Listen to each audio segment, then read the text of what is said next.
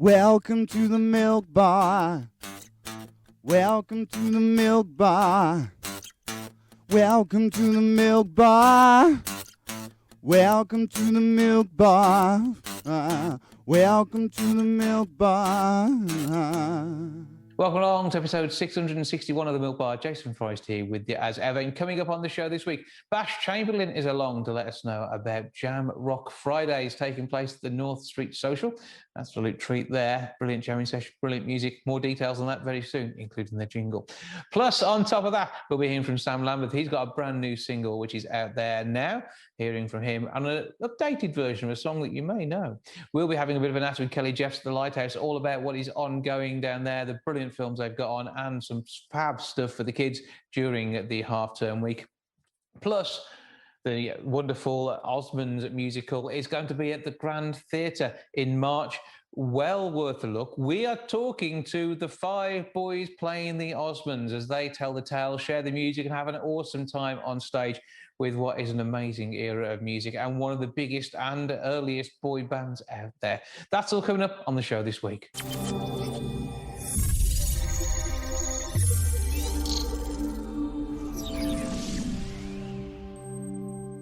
From the 15th through to the 19th of March, we have the Osmonds, the musical, a new musical that's just had its world premiere. It's arriving at Wolverhampton's Grand Theatre, and I'm joined now by the boys who are doing their thing on stage as one of the biggest boy bands in the world ever. Hello, lads. Hello. Right, so I've got to remember all the names. We've got Alex, Ryan, Jamie, Joseph, and Danny. Is that about right? That's right. 10 points to Gryffindor. Right, okay, so let's run round the list and get full details from each of you on who you are and which is the biggest moment in the show for you to start off with. And we'll begin with Danny, who's just coming to the end of a bit of a self-isolation period due to the old COVID. So, Danny, you're up first. Tell us more. So I'm Danny. I play Wayne. Probably my favourite moment playing Wayne is when I sing Rain In. I've got a song in the second act, which is a lovely, heartfelt ballad. And I feel like it really encapsulates... Oh, is that even a word? It really captures what my character's going through throughout the story, and it really sort of brings my story character arc to a close. So that's a really nice moment for my character. Yeah. Okay, Ryan. I'm Ryan. I play Meryl, and one of my highlights of the show is probably a moment towards the end when it kind of my character specifically goes on this kind of mental down points and then gets brought up by the brothers and kind of goes on this journey of like always seeking for something more, you know.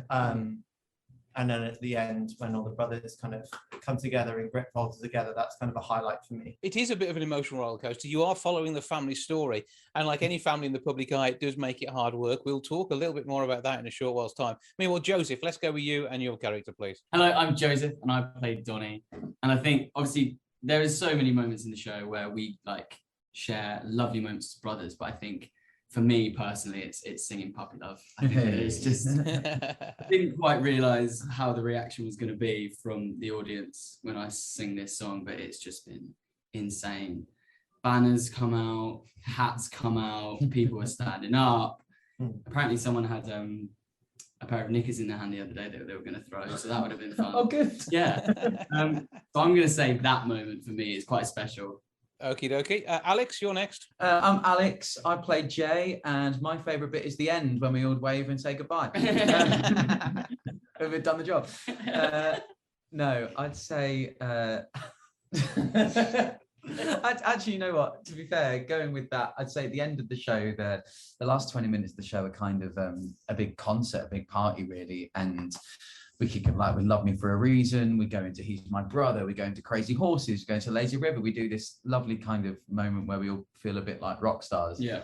And the moment that Crazy Horses intro kicks off, the place absolutely falls apart. And to have the reactions we've had to the show so far, it's just been absolutely incredible. So I'd say for me, the last 20 minutes of the show, you've been working for the last 2 hours to get to this moment where it all comes back together, and we give the people what they want in that bit, I think. and we love giving them what they want. Yeah. So Absolutely. Jamie, tell us about you. So I'm Jamie. I'm playing Alan Osmond. And yeah, my favourite part is similar to Alex, but the end of the show, but probably going from the scene where we kind of see Alan and Jay rekindle. They apologise and they kind of make up for some of the more emotional parts of the show. And that for me is quite it's quite a roller coaster from what Alan's been through in the start of the show and to get to the end and for them to clear it up and to really feel that kind of like special bond again between the brothers, and then to go into Love Me for a Reason and sing that when you feel all unified and together is pretty special. So yeah.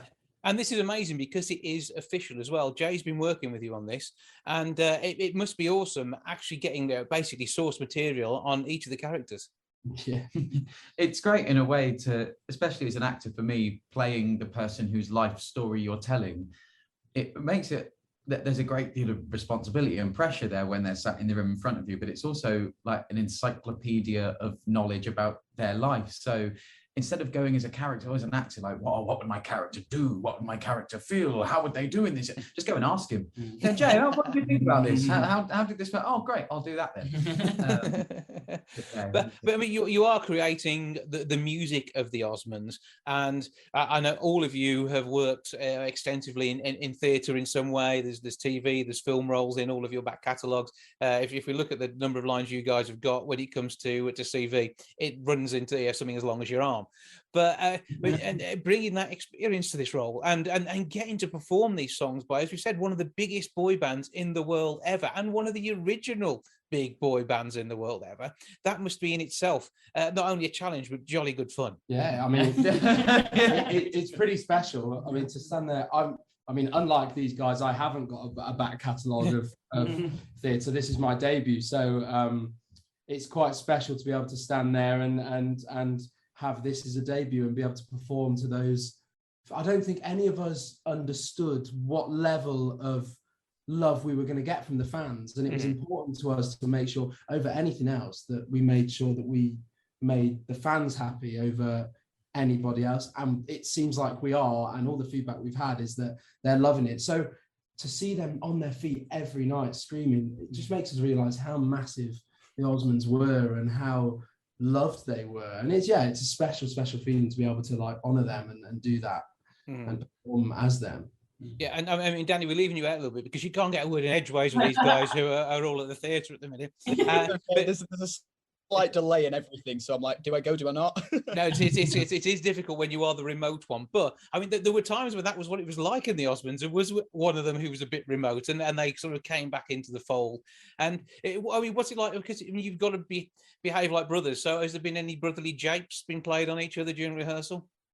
It's actually been quite funny because we met each other a little bit before the process started, and we had like a day to like start singing the songs. And I think it was crazy how quickly we all got on.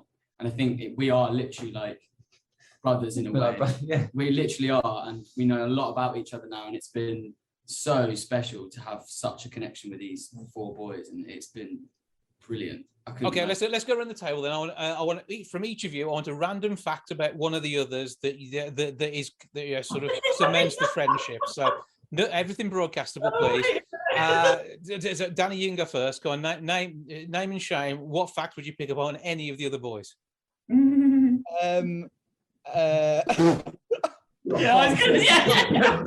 things that we can say before the watershed. I don't know. That's a hard Cruel or kind? Anything at all? Who's your favourite then? I did. Make it easier. Well, I mean, when I met Joey, he was a lot smaller than I thought he would be. No, I don't know. I mean, I guess what, because we were all quite new to each other, weren't we? We all didn't know each other beforehand. However, Jamie and Alex did know each other. So that was quite interesting, figuring out what our dynamic was like as a five when a few of us already knew each other or knew of each other. Same with Ryan and Alex, actually, because they'd done a few shows together. Whereas I knew of people but didn't really know anyone. You basically stalked them on Instagram, and that was about as far as it went. Yeah, exactly. So you sort of, you meet people through the audition process and things like that. But as Jay was saying, it was nice to, how quickly we all got on really well. And it was like I'd known them all for ages. And, the longer we spend with each other, the closer we're getting and the more fun we're having. So I'm sure there'll be more brotherly tricks played on each other throughout the contract. So, Alex, have you got any goss on Jamie then? Well, I've known Jamie since he was about 13 years old, singing, was it Dance With Me Tonight by Ollie Murs in a local talent show? My name is Jamie. Nice to meet you again, I tell you, baby. So one video that will come out, and me and Ryan have this fourth job we've done together. And Ryan has a very specific vocal warm-up that he does before every single show, where certain noises come out of this man that are not human noises. And it sounds like there's a bit of an exorcism going on. But then he goes out on stage and this walloping rock star god of a voice comes out of the man. But and we all go, maybe we should warm up. Maybe we should be making those noises that he Does it makes. annoy you boys myself? No, we just hear you from about 4 miles away.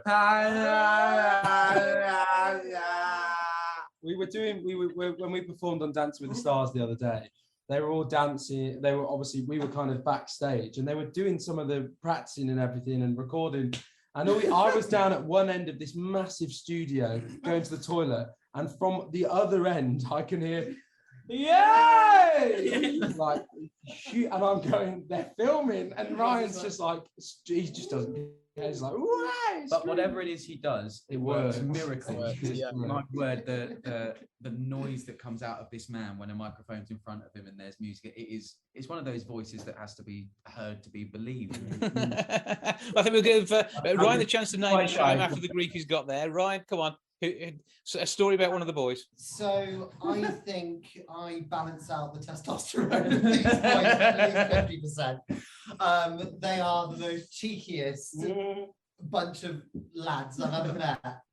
And I love it. There's nothing in particular that I can say. Not publicly anyway. Yeah, without having to go beep, beep, beep. But all I will say is that they are the cheekiest bunch of boys I've ever met. And I'll also go as far to say that he's possibly one of the cheekiest boys. So we've worked out that you get on well. It's a good atmosphere. It's going to be awesome, and you bring that to the stage as well. And I think that's again another important part of it. I mean, it's been an extensive rehearsal process because this has to be right. It is the official story of the Osmonds, and it's a chance to share with the world. And who knows where this is going to go next? I mean, you're already touring nationally. Anything can happen from here, can't it? I think that's the hope. The show is still very much in its infancy, and if you look at new shows in the States, you'd try it out of town for 3-4 months before you'd even look at going to somewhere bigger like Broadway, and then you'd even go into previews there as well. So we're very much at the early stages of something. But if the audience reaction's anything to go by and the interest in the piece so far, it's that we think we could really be onto something really special here, and it tells the story behind the smiles of this incredible family that have survived 60 years in show business, and that there's so much interest and intrigue to that with this great back catalogue of songs. And I think we all felt the responsibility coming in to represent them well, because we don't look like them, we aren't them as such. We're not really going for looky likes in like a tribute show, but honoring them and their spirit has been integral to all of us in this process, and to the writers, to Sean and Julian, throughout, to everyone involved. It's honoring the spirit of the family and what they're about, whilst sharing their story with the world. It's almost like a living memoir, rather than like an autobiography on the page. It's kind of a really special thing to see people react to as well. I think it's the audience reaction to what have just blown us all away so far. So yeah, going back to your original point on that, is let's hope the sky's the limit for it. If people keep loving it and keep wanting to see it and keep buying tickets, then hopefully I'll still be playing Jay Osmond when I'm 42. Which would be amazing. But I mean, the other amazing thing is the costumes. Some of the outfits that the guys wore when they were doing this back in the day, you have recreated. And you've probably never seen so much nylon or man-made materials in your life, have you? No, it's pretty crazy. Some of the costumes we've got, I mean, and the changes as well. I mean, the costume changes. It's as if we're doing magic. I think for the people watching it, because we go off stage and about 5 seconds later we come on in a completely different costume, and none of it's layered. We're all just going mental. That are not easy to get into either. Yeah, and it's all poppered shirts and like tight flares and things, but it looks the costume design and the stage design looks incredible, and the way they've set it all up and the way they've used, because obviously the Osmonds all had their colours, and so we all have our colour as one of the Osmond brothers, and they've tried to make our costumes, whatever it is, whether it's day wear or whether it's our big performance wear in the one pieces, everything has our colour going through it, which is really interesting because it helps people. I mean, in those weeks, unless we're constantly saying names, you might forget which one's which. So with the colours, it helps people to keep that, to keep a reminder of who is who, and to remember that as it goes through the show. But they've done such a good job with the costumes, and they really do look amazing in the lights and everything. It really is, incredible work. And of course, I mean, Donny is the Osmond that people would maybe go to first. I mean, that must be fun to have that. But do we get Osmond envy then based on that, or are you all enjoying the show together? Oh no, I don't think so really. It's been a bit of a mixed bag. You go to the stage door and some people are like, my favourite's Wayne, my favourite's Jake. Like, it really does. It changes. I don't think I've met. Between us, that's what. That's why I was saying. No, I don't know. I don't think there's envy, because I think the nice thing about the show is that even though it's written by Jay, everybody has their own story, and each person has something to tell and some sort of arc that they have to work towards. It's about the five. Yeah, it's about all five brothers equally, and a story of brotherhood, rather than it being about one being the star, one being the lead vocalist, one being whatever. It's about the group and all of that within the group. And I think, again, you said some people might be coming to the show thinking it's Donny Osmond the musical. I mean, that is the like, you do see just in the distance banners of Donny Osmond in the audience. Some people have Donny faces last night, and purple hats. I mean, there is a sway towards Donny and the audience. A slight sway. Yeah. It's great. Like with the envy thing, I don't think we feel that at all, because I don't know about you boys, but watching Joe do Puppy Love, I'm watching his reaction to the crowd. So it's like, and as well, because we spend so much time with each other on stage. When we're on stage together, we're living each other's moments through each other. So I feel like we all experience it, even though we're all playing different characters, which is nice. This one can move. He's got the best grooves you'll ever see. Can we have a little demonstration? Come on, up you get. Come on, give us. Do you want to see the purple Crocs as well? Oh, that is quality, and matching socks. Yeah. Look at him go. Chuck some disco music to that, or you are away. It's going to drive everybody wild. It is the Osmonds musical. It is at Wolverhampton's Grand Theatre from the 15th through to the 19th of March. 01902 429212 is the box office number. grandtheatre.co.uk to get your tickets. Come along, see the boys in action. They're going to be bringing the Osmonds music to life, telling a story, and basically having a blooming good time as they do it by the looks of things. You're a fantastic gang. Thank you for joining us, and we look forward to seeing you in the show in Wolverhampton in March. Thank you so much.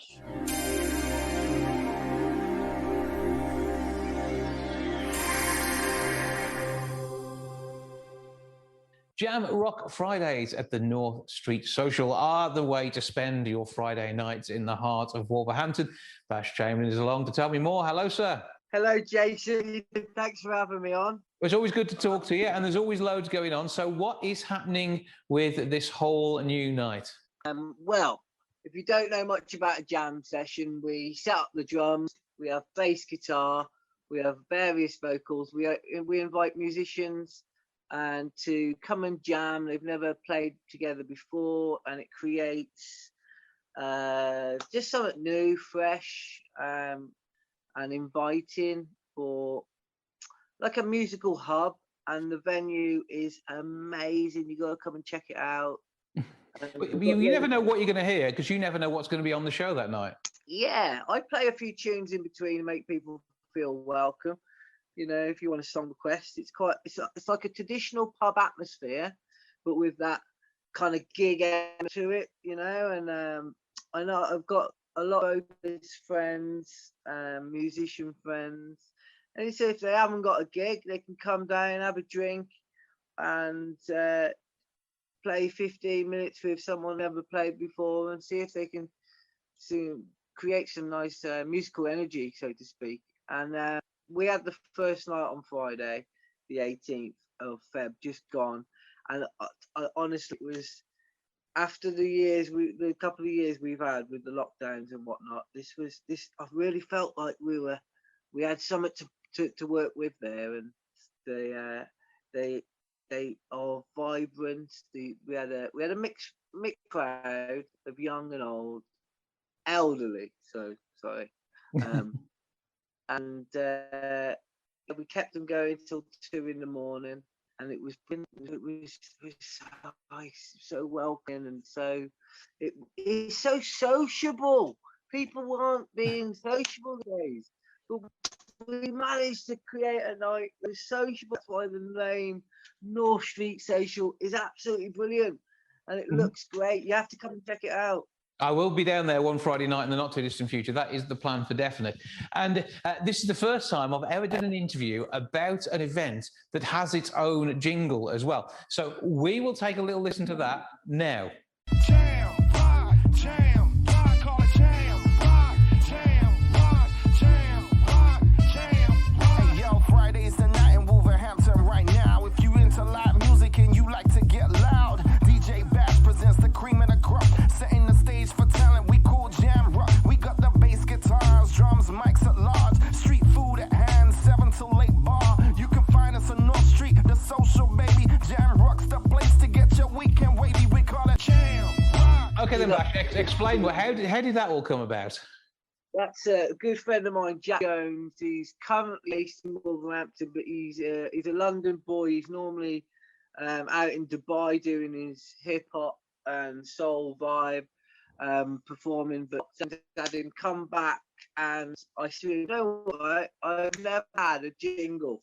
Can you make me a jingle for this night? He is absolutely brilliant when he's on the microphone, when he's got a bass player and a drummer behind him, and you can throw words at him and he will rap out of it. It's absolutely brilliant. So I just said, this is a few things. It's a Friday. It's called Jam Rock.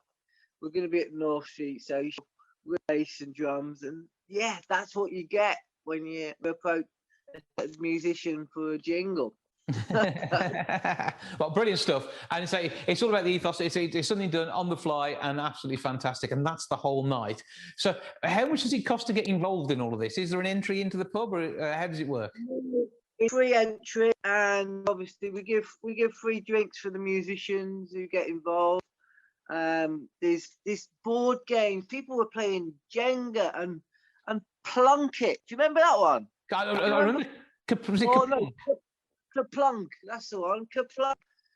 There's people Kaplunk at the bar. The 18, 19-year-olds looking at me going, how did you play this? I haven't played that since I was about 10. But it's brilliant that people have got it. And my lady friend Valentina was playing Jenga at the bar. And it was just nice. They've got loads of beer pong going on, so you can play with your friends, and it's just nice. It's just, it's got a traditional pub element, but you don't just walk in there and sit on your own. There is a real social feel about it. If you come in on your own, I'll introduce you to a group of nice people, and hopefully you'll see that it's worth a look. It really is. It's what Wolverhampton did on a Friday night. So yeah, it sounds absolutely amazing. It's maybe really exciting about putting on these kind of nights, And what sort of genres of music? I mean, we've got a hip hop style jingle for it, but I suppose it can be anything. Whoever turns up. We had performers doing Radiohead, The Kinks. We had all sorts of tunes being played. Lola Loren, absolutely amazing vocalist. She did a couple of Amy Winehouse covers. They went down really well. and the bass player learned the bass line pretty soon. He had a look at, brought up the chords, and it's just nice how things go. You know, I'll even play, you know, a bit of reggae, bit of R&B, whatever it is. I'll read the crowd. I like to see what it is. If a bunch of Polish guys come in, I'll drop you some Polish tune.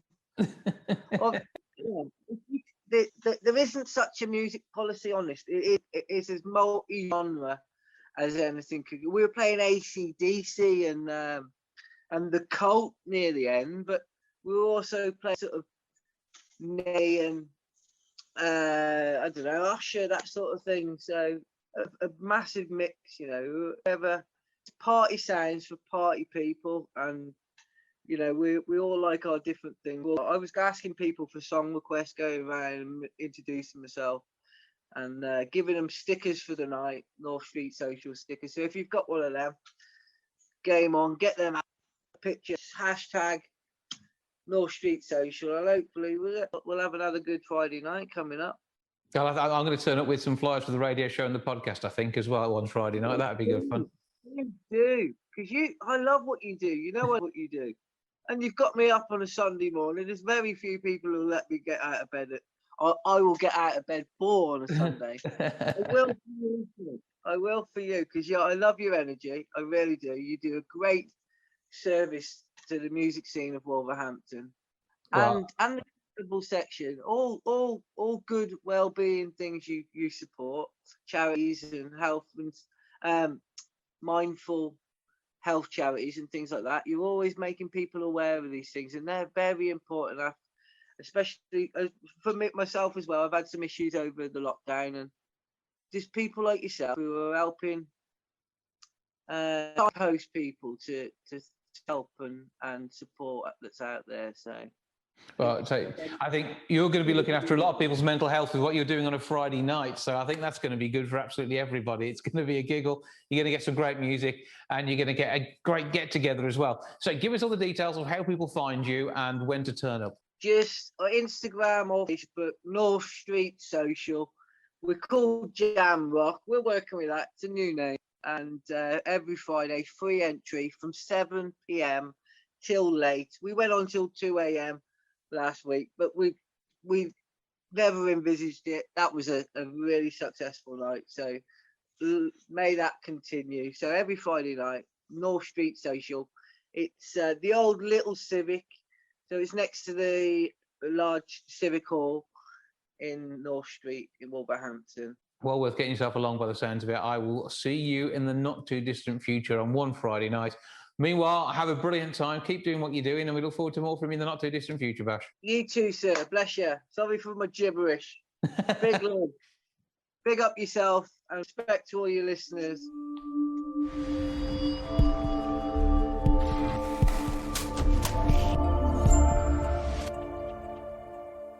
Sam Lambeth is once again bringing more new music to the world. Nod Your Head is the brand new single, and he joins me now to tell me more about it. Hello, sir. Hi, Jason. How are you? I'm good. It's good to catch up with you. Everything okay with you? Yeah, really good. Thank you. Yeah, like I said, the single come out, I think it was last Friday. So it's been a really, really good week, and the reception's been really, really good. Okay, so what is the current state of play with your music career? Because over the years, I mean, we have to briefly touch on the fact you've been in a number of bands, run a number of different things, done some great work for charity along the way, and now you have got a brand new single, and it's all about head nodding. So what's the deal? Well, I assembled a live band last year off the back of the EP that I released, Love and Exile, which I did on my own. Mm-hmm. But then I wanted to go out and do some gigs, so obviously I needed to find a band, and 4 people were foolish enough to sign up to it. We started running through the songs from the record, but we also ran through some of my old songs as well. And one of them, Nod My Head, which, as you know, originally came out in 2009. It is way back, isn't it? Yeah. Yeah, and. Yeah, we started working together on it and kind of gave it a bit of a different lease of life, a bit more of a different style. And I decided to take the opportunity to change the lyrics. And we were all really, really happy with it. And it was getting a good reception when we played it live. So we said, well, why not go into the studio and cut a brand new version of Nod My Head? The song itself, I still have since 2009 the chorus going round in my head, so that's there and with me. So, what differences can some Lambeth aficionados who have been with you for the last nearly 2 decades of your musical work got to look forward to? Oh well, yeah, it's changed a lot. When I first wrote Nod My Head, I imagined this kind of acoustic, kind of Paul Simon style number. I was always into old man music, but then when I did it with the Monobloggers, because we were all young and we was in our first rock band, we played it kind of fast and fuzzy, and it was very much kind of punky, which I was happy with at the time. But over the years, I thought it'd be great to revisit how I initially wanted it to be. So the new Nod My Head version is probably a bit more mature, leans more towards those early influences, like I say, like Paul Simon, like Van Morrison, that kind of style. I think it's a bit more fuller, a bit more richer, because you've got the mandolin, the harmonica. You've got the new band that I play with, the 4 chords, their DNA is all over it as well. So yeah, I think the lyrics are a bit more grown up, a bit more reflective, and the whole style is a bit more mature. But the good thing is, you said it's been in your head. The good thing is, it was an opportunity this time to annoy a whole new flock of people, because I keep getting messages from people going, I hate you because I can't get that bloody song out my head. So I had to annoy people again over 10 years later. Yeah, well, so when you said this is what the thing, I thought, right, hang on, that's an oldie, but we'll see how it works out. But it's revamped and reupholstered for a new generation. Yeah, totally different, I think. I'm proud of the first Nod My Head that I did, and I've got really fond memories of it. But I'm really, really pleased with this version because, again, like I said, it just sounds like how I imagined it the first time I wrote it. Okay, so what else is going on then? Obviously, you're revisiting some of the back catalogue, bringing it up to where you want to be. Are we going to see a retrospective, which is all going to be reworked tunes, or have you got some brand new stuff that is going to be new earworms for people to endure? Well, I don't know about earworms, but yeah, I'm working on some new stuff, some new stuff. So it'd be great to get in the studio and do that. I think the plan is short term. We've got our headline gig on Friday the 18th of March in Dead Wax in Birmingham. We won last year. It's really, really good. So we're looking forward to going again. We're kind of seeing that's a bit of a victory lap, I suppose, in a way, to round up, the year's touring that we've done and the promotion for the Love and Exile record. And I think then the plan is hopefully try and do some festivals if we get asked to do any, fingers crossed. And then maybe in the autumn, start working on the new stuff I've got and head back to the studio.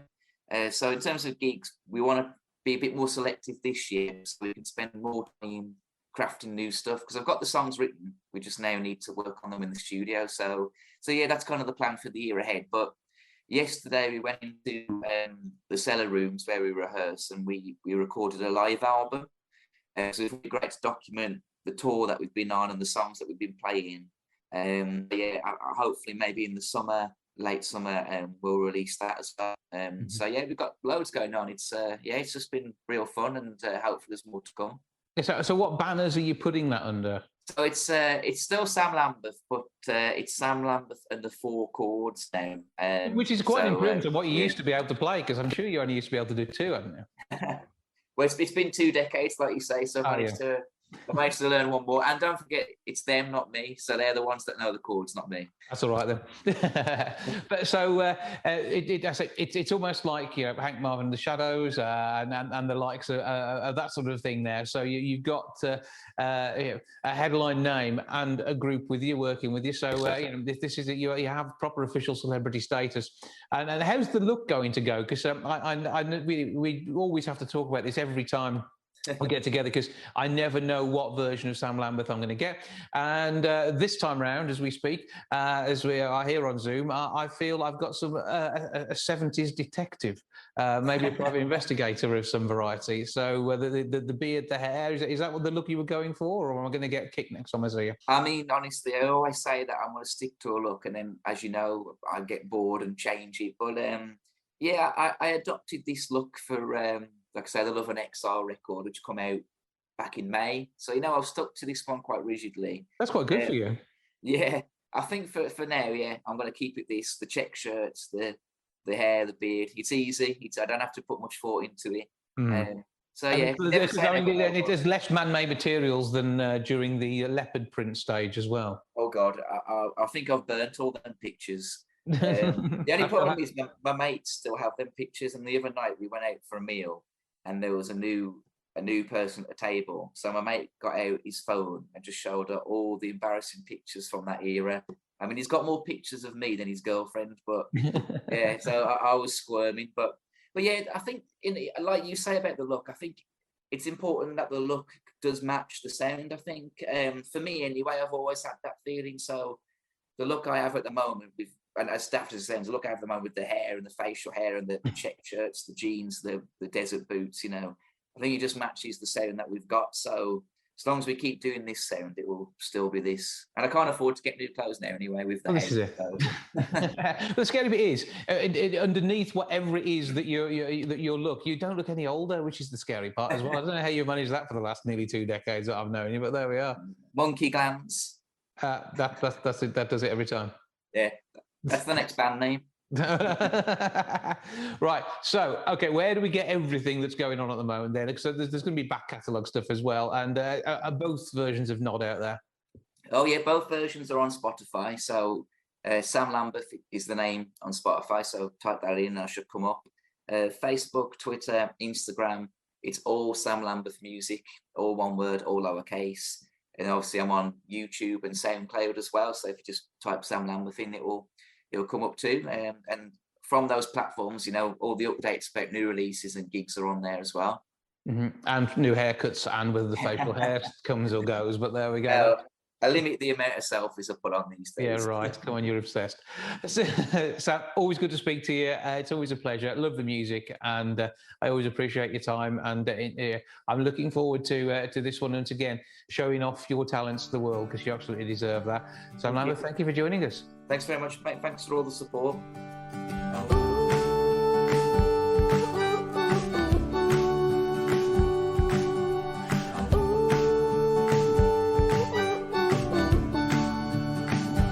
When I was at school, I played the class fool, and I had no dad who would teach me how to fight. So I dodged the low blows, and I ran straight home, and I lose myself in sounds till the early light,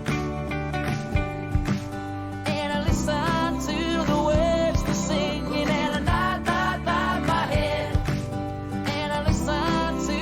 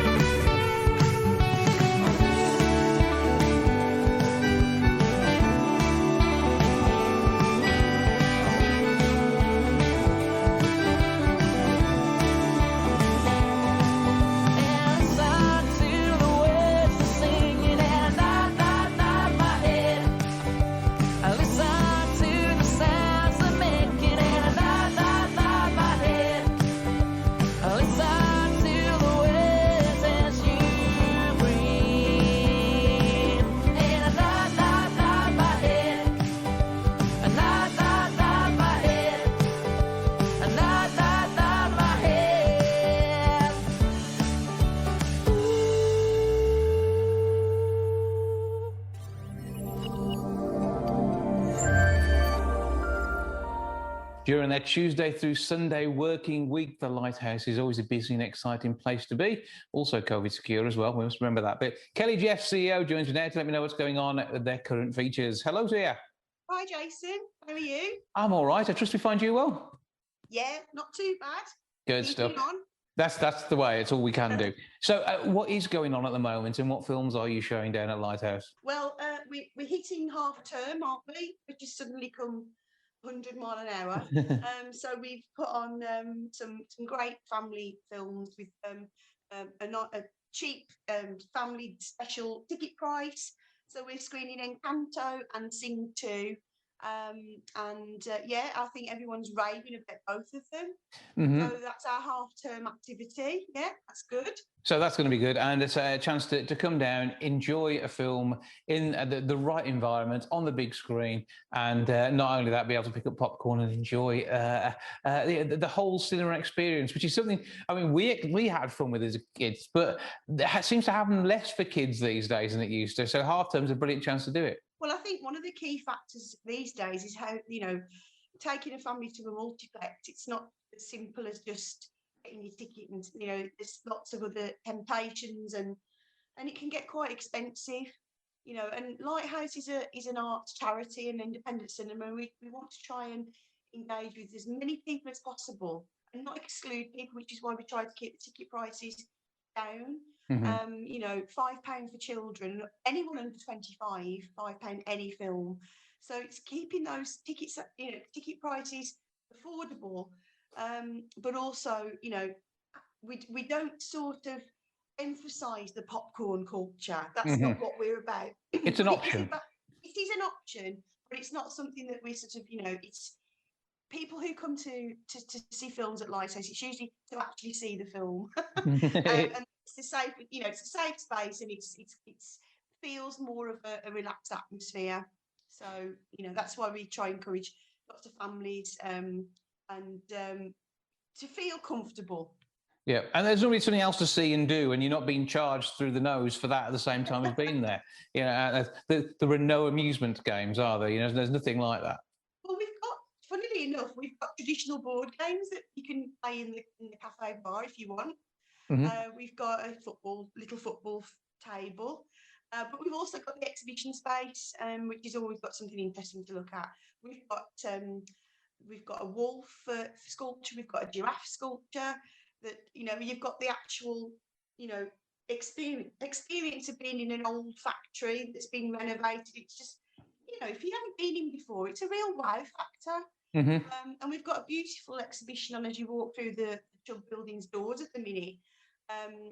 Supported by the landlords and supported by everybody in the building, we were able to host one of the British Art Show off-site 9 exhibitions, which is beautiful wall, pieces of wall that have been sort of, I suppose, landscaped really across the courtyard entrance ceiling area.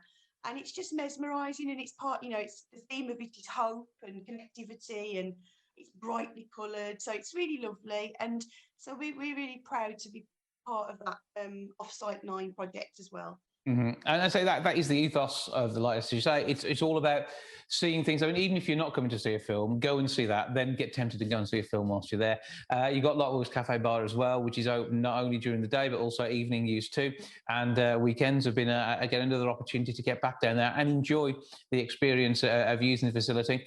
So you've got half-term films. That's going to be running Tuesday onwards. The half-term film started the weekend. And they'll be right through till next Saturday, I think. Yeah.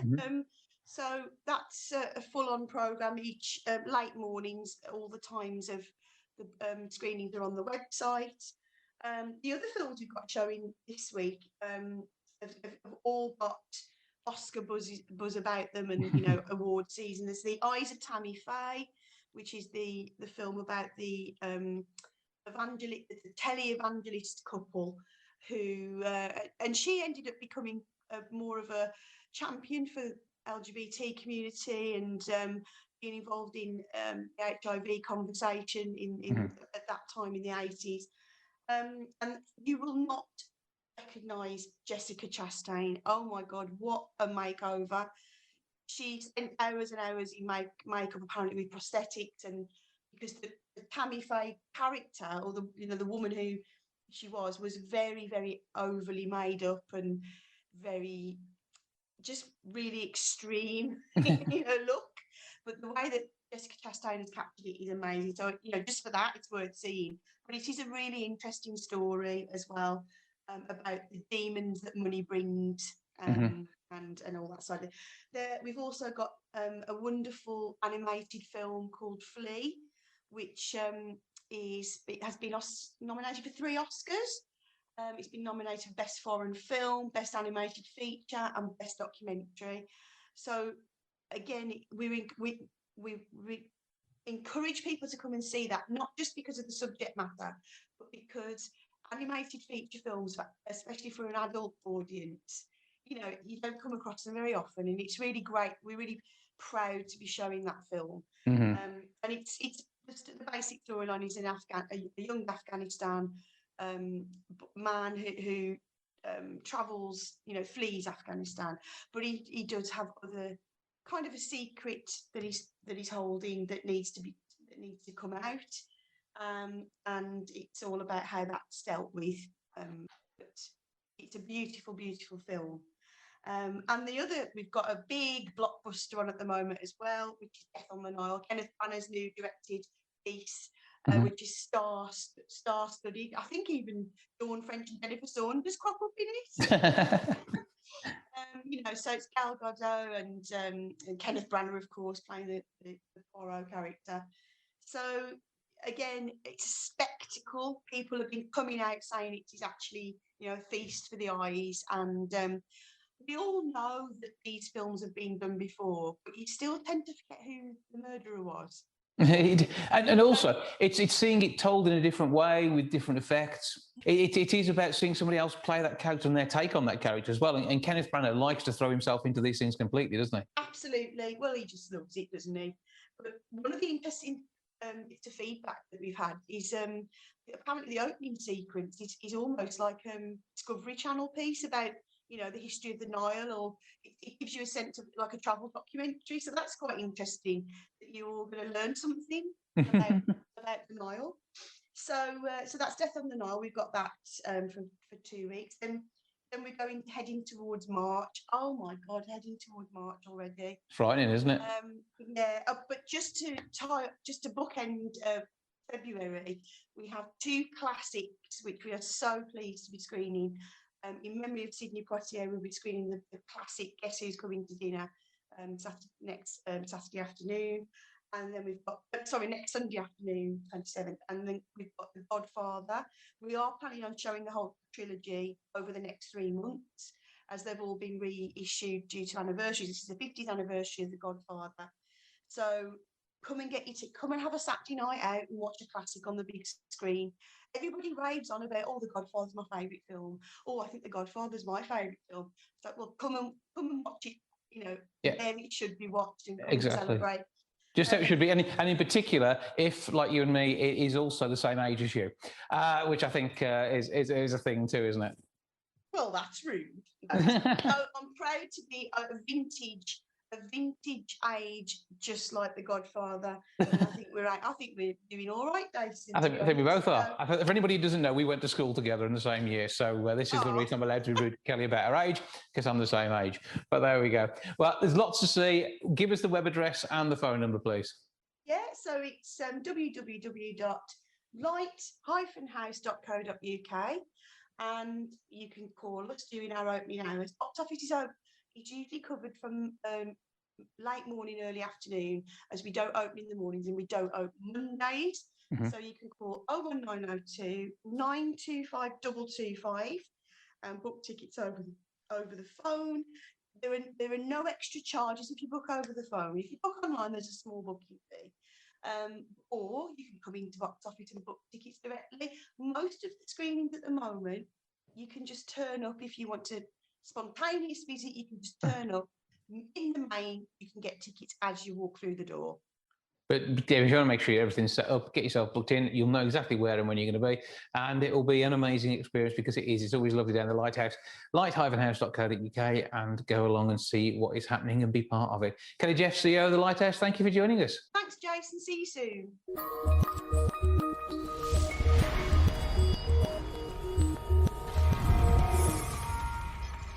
That's a lot for this week. Thank you so much for joining me. Back with episode 662 next week. It'd be lovely to have you along. I'll see you then. Ta-ra for now. Goodbye from the milk bar. Goodbye from the milk bar. Goodbye from the milk bar. Goodbye from the milk bar. Yeah. Goodbye from the milk bar. Yeah.